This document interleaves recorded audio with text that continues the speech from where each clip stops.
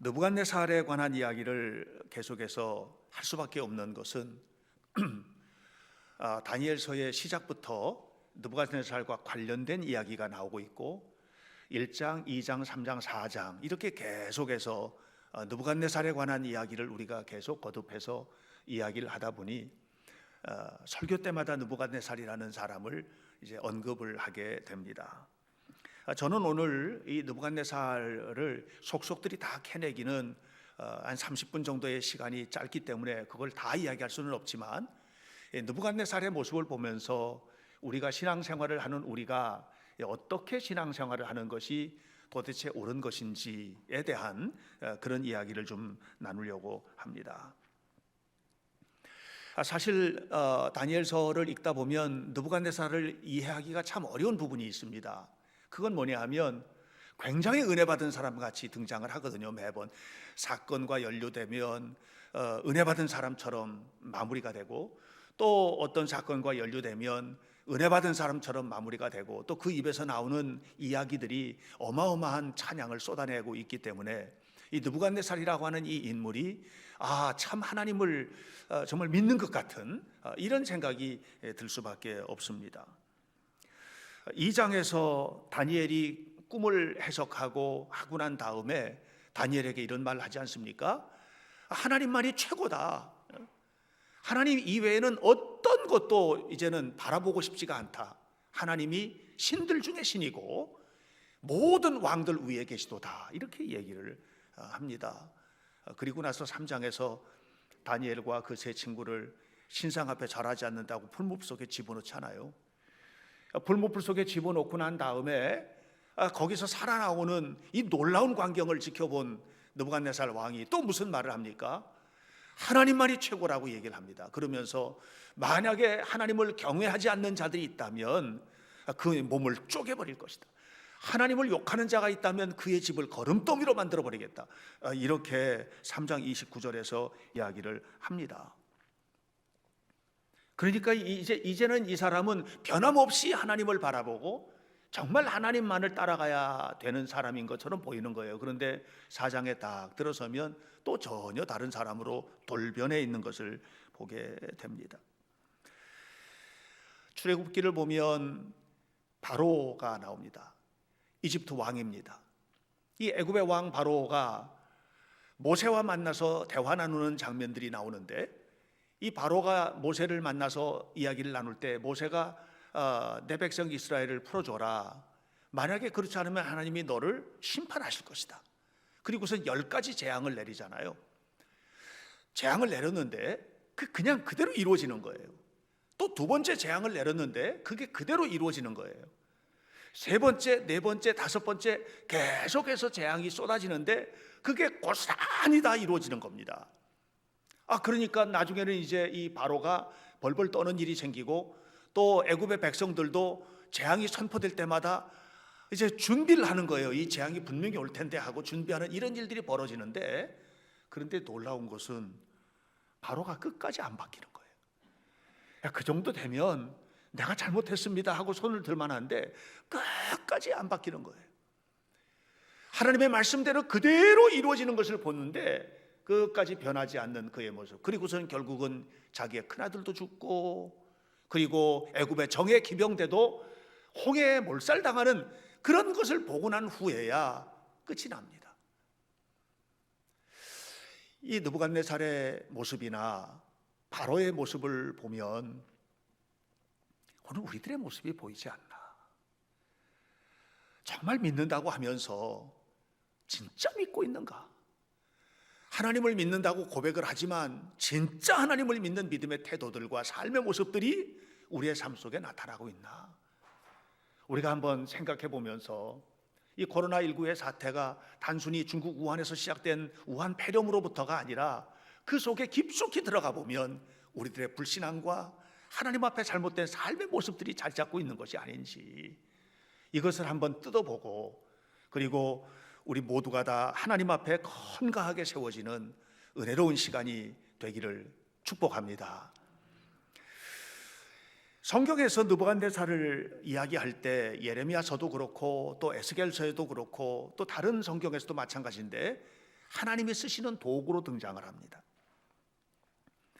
다니엘서에서 느부갓네살의 행동에 이런 그 느부갓네살의 행동에 대해서 이야기할 때 성경은 느부갓네살을 하나님이 쓰시는 도구 이렇게 계속해서 강조를 하고 있음에도 불구하고, 예를 들면 예레미야서 46장 26절, 내가 그들의 생명을 노리는 자의 손, 곧 바벨론의 느부갓네살 왕의 손과 그 종들의 손에 넘기리라. 그러면서 계속해서 등장하는 게 하나님께서 느부갓네살을 통해서 이스라엘 백성들을 깨닫게 하겠다는 얘기가 나옵니다. 그러니까 느부갓네살은 뭐냐면은 하나님이 하시는 어떤 일의 도구로 쓰임 받는 자다 이 말이에요. 에스겔서에도 계속 그런 얘기가 나옵니다.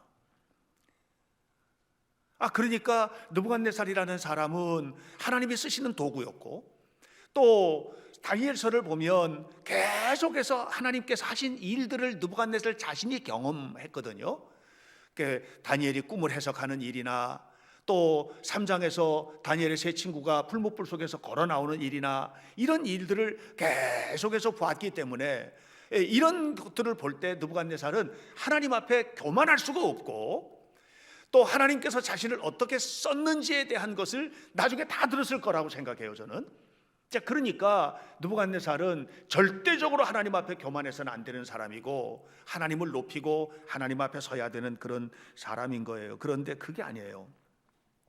다니엘서를 보면 느부갓네살이 나올 때 계속해서 느부갓네살과 함께 등장하는 주어가 나옵니다. 그건 뭐냐면 나는 내가 말하였는데, 이런 얘기거든요. 그러니까 느부갓네살은 한 번도 하나님이 자기 자신의 삶의 주인이었던 적이 없는 사람인 거예요. 느부갓네살 왕에게 있어서 언제나 생각의 근거, 내 생각, 행동의 근거, 내가 하는 거, 내 판단, 그러니까 내가 중심인 거죠. 다니엘서 4장 30절에 이런 그의 모습을 적나라하게 드러냅니다. 나 왕이 말하여 이르되 이 큰 바벨론은 내가 능력과 권세로 건설하여 나의 도성을 삼고 이것으로 내 위엄의 영광을 나타낸 것이 아니냐, 이렇게 얘기를 했습니다. 그러니까 느부갓네살이라는 인물은 항상 자기가 중심이었고 내 생각이 우선이었고 이랬던 사람이었던 거죠. 그런데도 하나님은 자꾸 그를 등장시키십니다. 왜냐하면 그의 믿음, 그의 태도와 상관없이 하나님은 그를 쓰고 있는 거예요. 지금 어떤 데 쓰느냐, 하나님께서 느부갓네살을 쓰시는 것은 이 느부갓네살이라는 이방의 왕을 통해서 내 백성 이스라엘의 죄를 묻고 있는 거예요. 느부갓네살을 통해서 내 백성 이스라엘을 깨닫게 하는 거예요. 느부갓네살 왕을 사용해서 내 백성 이스라엘을 거룩한 자리로 이끌어가고자 하는 그런 도구로 지금 느부갓네살이 사용되고 있는 것입니다. 여러분, 하나님이 우리에게 복을 주실 때 때로는 우리의 믿음을 보시고 대견하다 하고 복을 주시기도 하지만, 나와 상관없이 하나님의 은혜가 쏟아질 때가 얼마나 많은지 모릅니다. 아브라함의 경우를 보면 아브라함이 75살에 가나안 땅에 도착을 합니다. 하란을 떠나서 가나안 땅에 왔습니다. 그러니까 가나안 땅에 와가지고 그가 이제 삶을 살아가는데, 여러분 성경을 보면 창세기에서 아브라함이 고스란히 하나님만 따랐던 게 아니에요. 끊임없이 하나님만 보고 하나님 앞에만 살았던 사람이 아닌 겁니다. 그럼에도 불구하고 하나님은 아브라함을 붙드시고 아브라함을 통해서 역사하시고 그를 믿음의 조상을 삼고 축복을 내려주십니다. 만약에 생각을 해보세요. 만약에 하나님이 아브라함의 믿음을 보시고 그 믿음만큼만 축복하셨다고 생각하면, 그렇다면 그가 믿음의 조상이 되었을까? 아브라함이 가지고 있었던 아브라함의 생각과 아브라함의 태도만 가지고 우리가 판단한다고 하면 아브라함이 복의 근원이 되었을까? 그건 아니었을 거라고 생각해요. 왜냐하면 그는 결코 그렇게 산 적이 없어요. 가나안 땅에 들어온 다음에 가나안 땅에 황폐하게 되고 가뭄이 드니까 애굽으로 가가지고 저기는 좀 더 좀 먹을 것이 좀 풍성하지 않을까 하고 애굽으로 갔어요. 네. 애굽에 가가지고는 또 자기 아내를 아내라고 안 하고, 혹시라도 여기서 자기가 자기 아내 때문에 무슨 해코지를 당할 일이 있을까봐 아내를 누이 동생이라고 속이는 일도 하게 돼요. 기다려도 하나님께서 주신다는 아기가 안 태어나니까 인간적인 노력을 해가지고 하갈을 통해서 이스마엘을 낳기도 해요. 아브라함의 믿음을 가지고는요 안 되는 겁니다. 아브라함이 그렇게 행동한 이유는 뭐냐면 어쩔 수 없이 그도 인간이었기 때문에 그래요. 어쩔 수 없이 그도 인간이기 때문에 하나님을 바라보기만 하고 산 것이 아니라 세상 바라보고 자기 환경 바라보고 뭐 자기 나름대로 판단을 가지고 일을 하고 이렇게 했던 거예요. 하나님의 말씀을 붙잡기보다는 자신이 처한 환경을 더 많이 바라봤어요. 이게 아브라함의 모습이에요. 그래서 이 모든 것들을 통해서 하나님께서 지금 말씀하시려고 하는 내용은 뭐냐면 아브라함이 믿음의 조상이 되고 복의 근원이 되고 그에게서 이삭이 태어나고 그를 통해서 민족을 이루고 한 것은 그의 믿음의 결과가 아니고 하나님의 은혜다라고 하는 것입니다. 아브라함이 큰 믿음을 가지고 그것을 받아낸 것이 아니라 하나님이 연약한 그에게 은혜로 베풀어 주셨다는 사실을 알아야만 합니다. 창세기 16장에서 아브라함은 이스마엘을 낳았습니다. 그의 나이 86살입니다. 다시 말하면 아브라함이 지금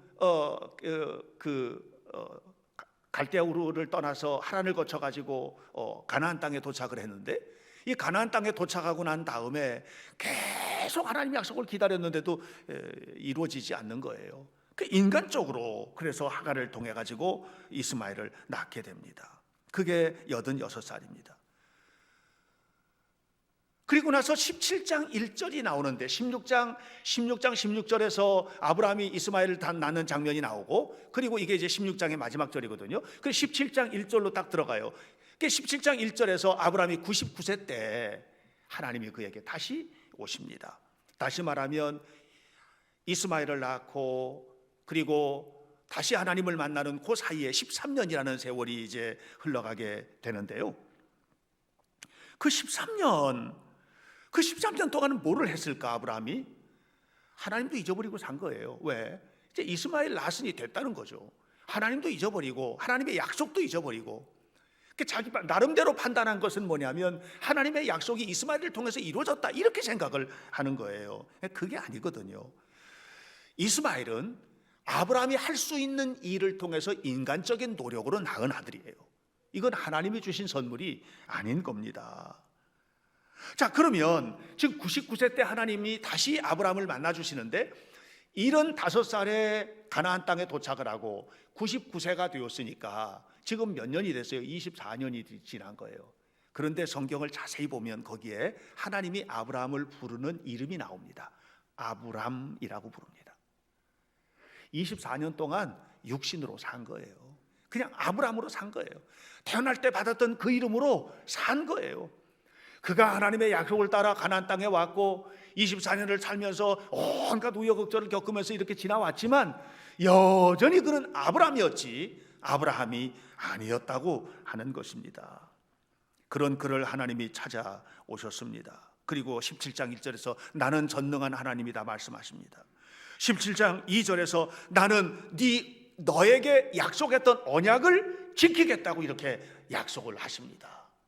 아브라함의 실패에도 불구하고 아브라함은 하나님을 잊어버리고 살았지만 하나님은 아브라함을 잊지 않았고 하나님은 아브라함과 맺었던 언약을 잊지 않으셨던 것을 여러분 기억하십시오. 그때 3절을 보면 느부갓네살하고 아브라함의 차이점이에요. 하나님 앞에 엎드립니다. 하나님 앞에 엎드립니다.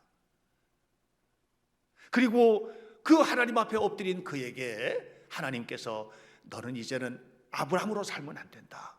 아브라함으로 살아라 하고 이름을 바꿔주세요. 이게 17장의 사건이에요. 99세 때 아브라함의 이름이 아브라함으로 이름이 바뀌어지게 됩니다. 이 아브라함이 아브라함으로 바뀌는 거기에는요, 이 히브리어의 문자 장난 같이 들릴지 모르지만 히브리어 알파벳에 해라는 글자가 거기에 들어갑니다. 아브라함이라는 그 알파벳 안에 해가 들어가서 아브라함이 되는데 이 해라는 말은 히브리 알파벳에서 뭘 말하느냐면 숨구멍을 말합니다. 숨구멍.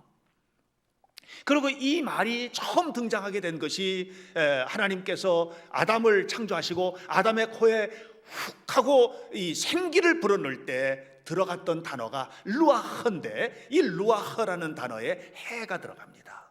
다시 말하면 이제는 네 목구멍으로 숨쉬는 자가 아니라 하나님이 주시는 숨으로 숨쉬는 자가 되라는 얘기하는 거예요.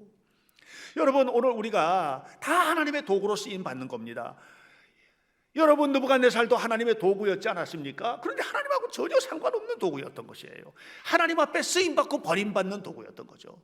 아브라함은 하나님의 쓰임받는 도구로, 너는 믿음의 조상으로, 복의 근원으로 세상과 열방에 하나님의 이름을 높이는 자로 쓰임받아야 된다, 하나님의 도구로 부름받았는데, 그가 진짜로 변화받은 자리는 하나님의 숨결을 받은 자리, 성령의 은혜 속에 살아가는 자로 변화된 자리였던 것을 기억하시기를 바랍니다. 느부갓네살이든 아브라함이든 또 우리들이든, 여러분, 우리는요 교만할 이유가 하나도 없는 것입니다. 왜냐하면 하나님 주신 만큼 사는 것이고 하나님 이끌어 주시는 만큼 살아가는 것임을 여러분 기억하시기를 바랍니다. 이 두 사람이 그런데 현저한 차이는 뭐냐면, 그렇게 하나님의 역사를 보고 하나님의 터치를 경험했음에도 불구하고 느부갓네살은 여전히 하나님 없이 내가 내 인생의 모든 것의 중심으로 살았다면, 아브라함은 그게 아니에요. 그 순간 하나님의 이름을 높이고 완전히 하나님 앞에 엎드러져서 하나님 앞에만 살았던 사람으로 변화가 된 것입니다. 여러분, 오늘 우리도 하나님과 함께 동행하는 복된 삶을 살아야만 합니다. 느부갓네살과 같이 그렇게 살면 우리는 안 된다. 왜냐하면 느부갓네살은 하나님의 도구였지만 결정적으로 중요한 것은 하나님 앞에 버림받은 도구였기 때문에 그렇습니다. 여러분, 느부갓네살은요 구원받은 자가 아닙니다. 느부갓네살은 하나님 앞에 버림받은 자입니다. 여러분, 우리가 하나님 앞에 살고 하나님을 찬양하고 하나님께 기도하고 하나님께 영광을 돌리고 이렇게 사는데, 이렇게 살아서 아브라함처럼 복의 근원이 되고 믿음의 조상이 되고 하나님의 복을 누리는 이런 삶을 살아야지 버림받아서는 안 되잖아요. 다니엘서 2장 47절 그리고 3장 28절 29절 이런 말씀을 보면 느부갓네살이 하나님을 얼마나 찬양하는지 모릅니다. 너무너무 높이 하나님을 찬양하거든요. 하나님만이 참신이라고 하는 것 아니겠습니까? 하나님을 경솔히 말하는 자는 쪼개버리겠다는 것 아니겠습니까? 그의 집을 뒤집어 엎어서 거름더미로 만들어버리겠다고 이야기하는 것 아니겠습니까? 그런데 그의 태도는요, 그가 말한 거하고 전혀 달라요. 그렇게 말해놓고 하나님을 믿는다는 자녀들을 풀무불 속에 집어넣지를 않나. 전혀 그의 말과 행동은 다릅니다. 여러분, 우리가 알아야 됩니다. 저도 아들들이 있고 또 우리 교회 성도들 다 신앙생활 잘하시는 분들 많이 계시지만, 부모가 신앙생활 잘한다고 그 자녀들이 똑같이 잘하는 거 아닌 것 같아요. 여러분, 오늘 우리가 전적으로 알아야 되는 게 있어요. 부모가 목사고 장로고 권사고 해도 그 자녀는 전혀 상관없이 살아가는 사람들이 너무너무 많아요. 아무리 찬송을 잘하고 또 아무리 성경을 많이 읽고 그것이 구원의 결정적인 동기는 아니라는 겁니다. 구원은 하나님이 나의 주님이 돼야 되고 예수 그리스도가 나를 구속한 주님으로 고백될 때, 이때 구원의 은혜가 임하는 것을 아셔야만 합니다. 하나님은 우리의 신앙의 스펙을 찾으시는 분이 아니에요. 하나님은 내 안에 정말 주님이 계실 때 그런 자를 뽑아서 그 안에 능력을 부어주시고 그를 통해서 하나님의 영광을 드러내시는 은혜스러운 하나님이심을 믿으시기를 주님의 이름으로 축원합니다. 오늘 성경에 보니까 다니엘과 그 다음에 느부갓네살의 이야기가 나오는데, 다니엘이나 느부갓네살의 결정적인 차이가 뭡니까? 여러분, 다니엘은 뭐냐면 하나님이 이끌어 주시는 양으로 살았던 사람이에요. 다시 말하면 다니엘에게는 하나님이 목자인 거예요. 그러니까 다니엘은 걱정할 게 없어요. 늘 목자이신 주님께 묻고 목자이신 주님을 따르고 이렇게 살았던 거예요. 아브라함에게 중요한 건 뭡니까? 평생 목자이신 주님을 따라간 겁니다. 요셉도 그랬습니다. 모세도 그렇게 살았습니다. 그런데 성경에서 하나님의 사람으로 쓰임받는 줄 알았는데 그렇지 않은 사람들의 면면이 등장을 하게 됩니다. 그건 누굽니까? 롯과 같은 사람은 하나님이 목자였던 적이 없습니다. 사울 왕은 하나님이 목자였던 적이 없습니다. 늘 자기가 생각하는 대로 했지 하나님의 생각대로 살지 않았습니다. 하나님의 말씀대로 살지 않았습니다. 롯이 자기 눈에 보인 대로 행동했지 하나님께서 무엇을 원하실까 이거 생각하고 살지 않았던 것입니다. 이게 차이인 거예요. 느부갓네살은 사건이 일어날 때마다, 놀라운 기적을 볼 때마다 하나님의 이름을 들먹이고 하나님의 이름을 높이고, 하나님의 이름을 높이지 않는 자는 죽이겠다고 이렇게까지 선언을 했지만 그는 하나님과 상관없는 사람이었습니다. 여러분, 우리는 교회 와서 하나님을 높이고 하나님을 찬양하고 하나님 앞에 예배하지만 느부갓네살처럼 하나님과 전혀 상관없는 사람이 되어서는 안 됩니다. 우리 모두는 이제 하나님이 나의 삶의 주인이 되어야 되고 하나님이 내 삶을 이끌어가는 목자가 될 때 그를 통해서 우리 하나님이 예비하신 복을 누리고 승리하게 될 줄로 믿습니다. 지난주 주일 예배를 마치고 내려갔는데 웬 분이 기다렸다는 듯이 저한테 목사냐고 그래서 그렇다고 했더니 굉장히 무례한 말을 막 쏟아내기 시작했습니다. 정말 듣기 민망할 정도의, 저는 그런 얘기를 어디 가서 듣고 살지를 않는데 너무너무 민망한 얘기를 막 쏟아내는 거예요. 그래서 누구시냐고 그랬더니 이 교회 뒤에 있는 땅 주인이라고 그러는 거예요. 그러면서 왜 교회에서 남의 땅에다가 불법으로다가 점유해서 시설을 하느냐 이렇게 하면서 그냥 막 하는 거예요. 그러니까 이제 나중에 이분이 생각할 때에 우리 교회가 건물이 이렇게 있는데 건물 딱 끝나는 데까지가 우리 땅이고 그 뒤에는 이제 자기네 땅으로 이렇게 오해를 한 것 같아요. 근데 거기에는 우리 교회 뒷뜰이 있잖아요. 뒷뜰도 자기네 땅으로 생각을 한 거예요. 그 뒷뜰에다가 나무 심고 뭐 시설하고 도지를 내든지 다 헐든지 해라 뭐 이렇게 한 거예요. 그래서 우리 이제 김 장로님하고들 가가지고 그게 아니라고 우리 땅 여기까지라고 다 설명을 하고 했는데도 이분은 그 절대로 받아들일 생각이 되어 있지를 않아요. 그러니까 잘못 알고 있는 거죠. 우리 땅은 여러분 분명히 아셔야 됩니다. 맨 끝에 나무들이 심어져 있잖아요, 그죠? 나무에서부터 한 1m 정도 더 나가는 거기까지가 우리 땅이에요. 그러니까 이 사람은 잘못 알고 있는데 잘못 알고 있는 자신의 지식이 진짜인 줄 알고 우기는데 저에게 세상에 입에 담을 수 없는 욕을 해가면서 야단을 치는 거예요. 그래서 제가 오래 살 것 같습니다. 욕을 많이 먹었습니다. 여러분, 잘못 알고 있는 확신이 이렇게 무서워요. 이건 분명히 잘못된 것인데 자기가 옳다고. 여러분 신앙생활은 어떠십니까? 여러분 틀림없이 옳습니까? 하나님 앞에 가서도 옳다고 말할 수 있습니까?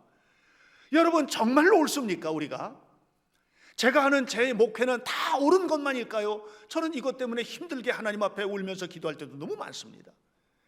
여러분, 우리 모두는 하나님 앞에 아니라고 하는 데서 출발해야 됩니다. 우리는 죄인이고 우리는 부족한 자고 내 입으로 하나님의 이름을 높이지만 우리 안에는 여전히 하나님 앞에 부끄러운 것이 너무 많은 사람이라는 사실을 잊어서는 안 된다고 하는 것입니다.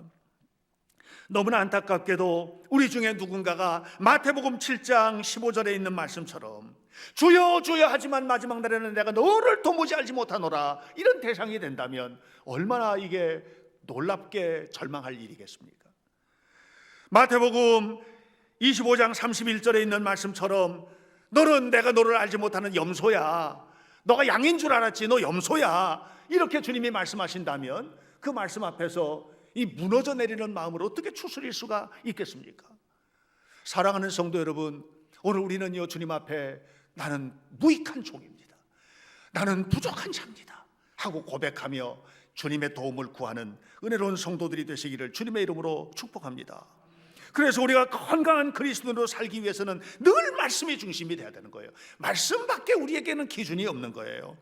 말씀이 기준이 된 사람은요 두 가지가 나와요. 하나는 뭐냐, 전혀 세상 사람하고는 다른 독특함을 갖게 돼요. 세상과는 다른 삶을 사는 거예요. 뿐만 아니라 어떤 일들이 부여됐을 때 이 일을 처리해가는 능력이 하나님의 능력으로 하나님의 도심으로 감당하니까 세상 사람들과는 다른 탁월함을 드러내는 거예요.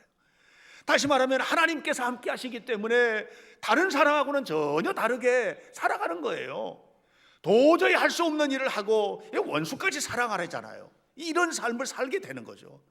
일상에서 삶을 살아가는 모든 태도들도 전혀 다른 삶을 살게 되는 거예요. 요셉의 모습을 보면 요셉은 노예였지 않습니까? 노예였는데도 불구하고 그를 바라보는 사람들이 전부 다 뭐라고 합니까? 저 사람은 도대체 달라. 너무 다르게 사는 거예요, 세상 사람하고는. 그러니까 가는 곳마다 인정을 받잖아요. 그리고 어떤 기회가 주어졌을 때 그가 그냥 다르게 살았기 때문에 발탁된 게 아니에요. 최고의 능력을 발휘한 거예요. 그래서 보디발의 집에서도, 감옥에 들어갔을 때도, 바로 왕 앞에서도 남들이 감당할 수 없을 만큼의 최고의 능력을 발휘하게 되잖아요. 이게 하나님의 은혜로 사는 사람들의 모습이에요. 다니엘도 마찬가지입니다. 다니엘도 전혀 다른 모습으로 살고 그에게 주어지는 기회에 최선을 다해서 감당을 하고 이렇게 능력을 발휘한 겁니다. 저는 우리 현대교회 성도들이 하나님 앞에 쓰임받는 도구로 쓰임받는다면 우선 삶이 달라져야 된다. 뿐만 아니라 하나님이 주신 능력으로 탁월함을 드러내야 된다. 그래서 우리는 이 느부갓네살처럼 쓰임받고 버림받는 자가 아니라 쓰임받고 복을 받고 쓰임받고 세워지고 쓰임받고 유능해지고 더 유명해지고 하나님의 영광을 드러내는 그런 삶을 살아가는 성도들이 되시기를 축원합니다. 얼마 전에 이탈리아의 한 의사에 대한 이야기를 저는 들었습니다. 부모님은 교회를 다니는데 이 의사는 부모님이 믿는 하나님을 안 믿겠다는 거예요. 왜냐하면 자기는 과학자이기 때문에 이게 믿어지지가 않는다는 거였죠. 그리고 의사가 됐는데 이 코로나 때문에 이탈리아가 난리가 났지 않았습니까? 그가 있는 병원에도 수많은 사람들이 막 밀려 들어오기 시작한 겁니다. 뭐 지치고 너무너무 괴롭고 고통스러운 일들이 지금 벌어지고 있는 거예요. 그러고 있는데 75살 먹은 한 목회자가 그 병원에 왔습니다. 그리고 그 병원에 와가지고 이 목회자가 하는 행동은 전혀 다른 행동을 하는 거예요. 사람들하고. 보통 사람들은 그 정도 연세 되면 그냥 누워서 아무것도 못하는데 이분은 그 힘든 몸을 이끌고 다니면서 성경을 읽어주고 손을 붙들고 기도해주고 이렇게 다니는데 의사들이 감동하기 시작합니다. 그리고 그 지쳐있는 환경에서 의사들이 이분의 말씀을 들으면서 힘을 얻고 이렇게 하게 되었습니다. 그러던 중에 얼마 지나지 않아서 이 목회자는 돌아가셨습니다. 코로나 때문에.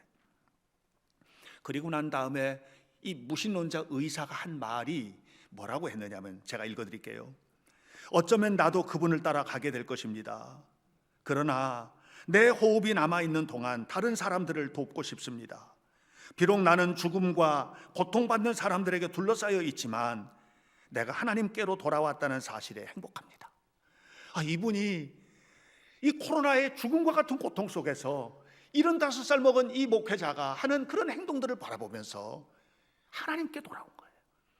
그리고 전에는 이게 피하고 싶은 이 고통스러운 자리를 피하고 싶은 자리였는데 이제는 그 고통스러운 자리가 피하고 싶은 자리가 아니라 도와줘야 되고 죽는 그날까지 내 호흡이 다하는 그날까지 이분들 곁에 있으면서 내가 의사로서 해야 될 일을 해야 된다는 사명감을 가지면서 행복하다는 거예요. 이게 믿음 아니겠습니까?